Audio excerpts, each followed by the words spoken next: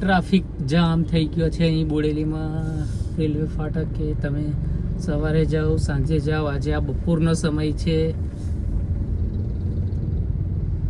તો પણ full traffic jam છે બધે.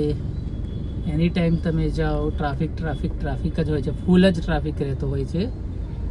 આનું જલ્દી નિરાકરણ લાવે સરકાર કે પ્રશાસન, એવી ઈચ્છા દરેક ગ્રામ લોકોની અને ટ્રાફિકમાં ફસાયેલા લોકોની વેદના છે કે વહેલામાં વહેલી તકે આનું કંઈક નિકાલ આવે. સારો એવો સમય આમાં પસાર થઈ જાય છે. અને ખાસ તો આના જેવું આ ડબલ લાઈન ગાડીઓવાળા ચલાવે છે એના લીધે ટ્રાફિક થાય છે.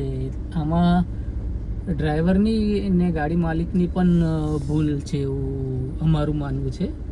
કારણ કે તમે આ જોઈ શકો છો, આ સીધીને સટ્ટ સિંગલ લાઈન જતી હોય તો આજે ટ્રાફિક જામ ના થાય, પણ આવી બે લાઈન ચાલે એમાં જ ટ્રાફિક જામ વધારે થઈ જાય છે. બીજા સ્ટેટમાં ને બીજી કોઈક જગ્યા પર જોઈએ તો લાઈન ટુ લાઈન ચાલે છે તો આટલું બધું ટ્રાફિક નથી થતું.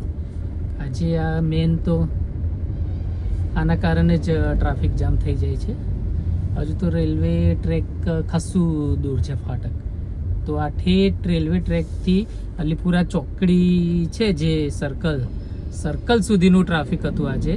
અને પેલી બાજુ જોઈએ તો ઠેઠ કોલેજ ચોકડી છે, ટીસી કાપડિયા કોલેજ, તો ટીસી કાપડિયા કોલેજથી આગળ સુધીનું ટ્રાફિકને ગાડીઓની લાઈન પડેલી હતી. તો આવું છે અમારે બોડેલીમાં ટ્રાફિક જામ. છેલ્લા કેટલા વર્ષોથી ઓવરબ્રિજ બનાવવાની માંગણી થયેલી અને ઓવરબ્રિજ બનાવવાની જાહેરાત પણ કરી હતી, પણ હજુ કંઈ ખાસ દેખાતું નથી અપડેટ. બનશે કે નહીં બને, અને બનશે તો ક્યારે બનશે કે પછી બને નહીં, કોઈ પણ જાતનું કોઈ સ્ટેટમેન્ટ આવતું નથી, કશું આવતું નથી. તો વહેલી તકે આ ઓવરબ્રિજ બની જાય કે પછી ગમે તે રીતે બીજું કંઈ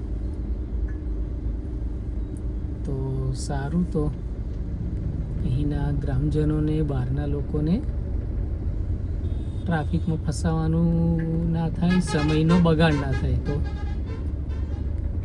જલ્દી થઈ જાય તો સારું એવું અમારું માનવું છે. આ જુઓ ઠેઠ સુધી ટ્રાફિક જામ દેખાશે તમને. હજુ તો ગાડીઓ આવે જ છે. આ વિડીયો ચાલુ કર્યો તે પહેલાંના 3-4 મિનિટ પહેલાંથી ટ્રાફિક હતો અને હજુ તો ચાલુ જ છે. ખાલી ટ્રાફિકમાંથી બહાર નીકળતા જ 5-7 મિનિટ લાગી જાય છે.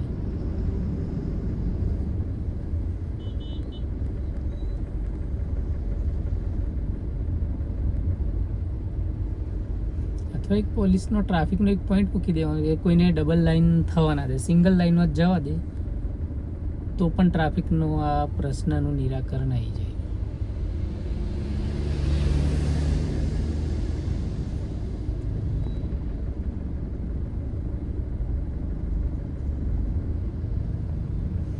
ચલો તો ફાઇનલી ફાટકની નજીક તો આવી ગયા છે.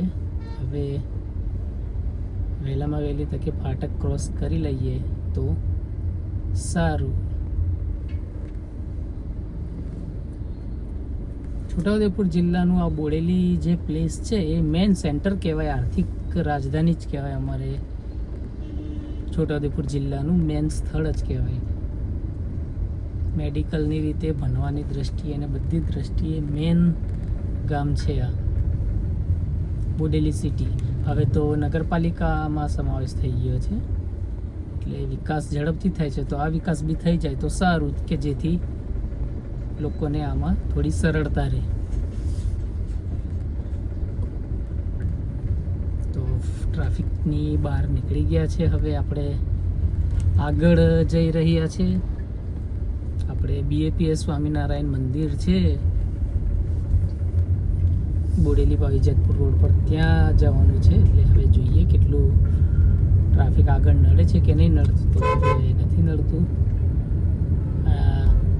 જે જગ્યા છે આ ચોકડી એ હોસ્પિટલોની જ છે. અહીંયા તમારે 5 થી 7 હોસ્પિટલો આવેલી છે અને બધી મલ્ટી સ્પેશિયાલિસ્ટ હોસ્પિટલ છે.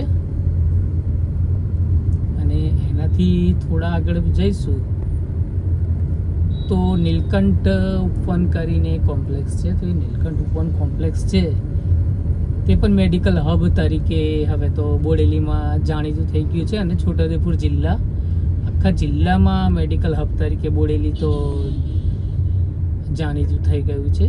ઠેઠ એમપી, મધ્યપ્રદેશથી પણ અહીંયા પેશન્ટો સારવાર માટે આવે છે.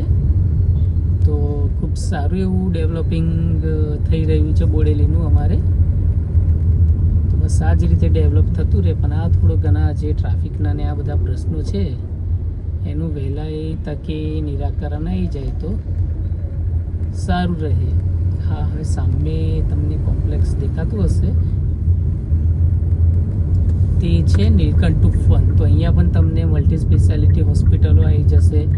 નીલકંઠ મલ્ટી સ્પેશિયાલિટી હોસ્પિટલ છે, આરાધ્યા હોસ્પિટલ છે અને સામે પ્રમુખ હોસ્પિટલ છે. તો આ બધી હોસ્પિટલોમાં તમને સારવાર મળી રહે છે. તો અમારો વિડીયો હવે અહીંયા જ બંધ કરીએ છીએ.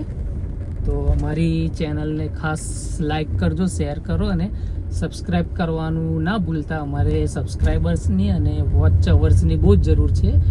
ચેનલ માટે વોચ અવર્સ થોડા ખૂટે છે. તો તમે વિડીયોને એન્ડ સુધી જોવાનું રાખો, ઠેઠ છેલ્લે સુધી વિડીયો દેખવાનું રાખજો તો અમારે થોડું સારું રહે. તો થેન્ક યુ.